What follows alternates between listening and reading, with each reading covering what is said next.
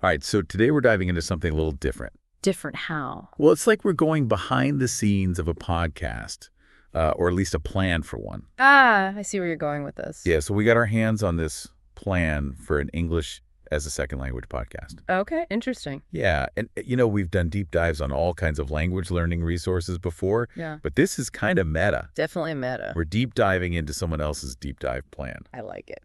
So this plan, it's not about, complex grammar rules or obscure vocabulary. Right.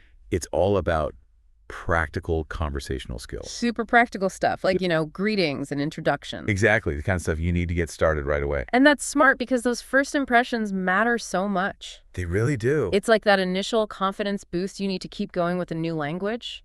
And I see they even highlight 5 essential words to learn right off the bat. Oh, yeah, the foundation. Any guesses, before we actually reveal them? I'm betting on some pretty basic but crucial ones. For sure. But what's really smart is how they approach teaching these words. How so? They emphasize repetition right from the beginning. Yeah. Got to drill those fundamental. And pronunciation, too. Makes sense. That's so crucial for building fluency and confidence. So, if you're picturing this podcast in your head, it starts with a really welcoming intro, right? Right. Something like, hey, everyone, and welcome to English with Ease. Exactly. Make it super encouraging and friendly. Yeah, that welcoming atmosphere is so key. Absolutely, because it makes learners feel comfortable making mistakes, which is essential for progress. Mistakes are part of the process, for sure. Exactly. So you create that safe space, and then you jump into those essential phrases. Like, hello, how are you? Yep, and I'm fine, thank you, and you.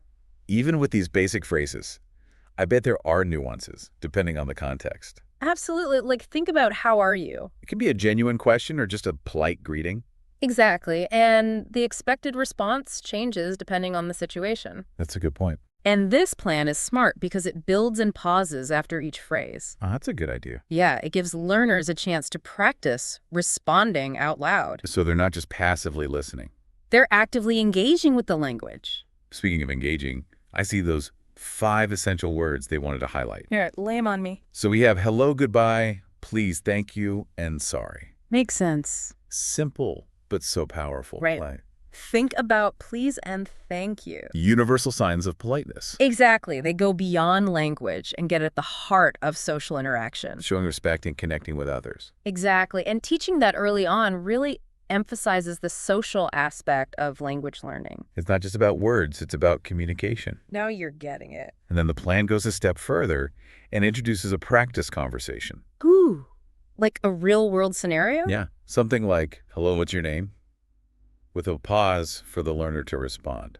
That's so smart because it forces you to actually use the phrases you've learned. It takes it from passive listening to active participation. Right.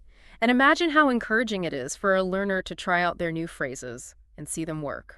That feeling of success can be so motivating. For sure. And then, to wrap it all up, there's a motivational closing. Maybe even a little teaser for what's coming next. Like, great job today. Next time we'll learn numbers and how to introduce yourself. Ending on a positive note like that is key. Absolutely. It keeps learners engaged and coming back for more. It reinforces that progress is possible. And keeps that momentum going. So, having looked at this plan, what are your thoughts on the challenges and rewards of learning a new language? I think it's so much more than just memorizing words and grammar rules. I agree. It's about opening up a whole new world, really. A new culture, a new way of thinking. Exactly. And even just learning a few basic phrases. Can create connections and foster understanding. That's the beauty of language. It has the power to bring people together. Couldn't have said it better myself. And on that note, I'd like to leave our listeners with a little challenge. Ooh, a challenge. I want you to think about this. What's one simple phrase in another language that you could learn today? Just one phrase. It could be hello, thank you, or anything that sparks your interest. It's a small step. But it could open up a whole new world of possibilities. So go out there and give it a try. You might be surprised at how rewarding it can be. That's all the time we have for today's deep dive. Thanks for joining us. We'll see you next time. Bye for now. Goodbye.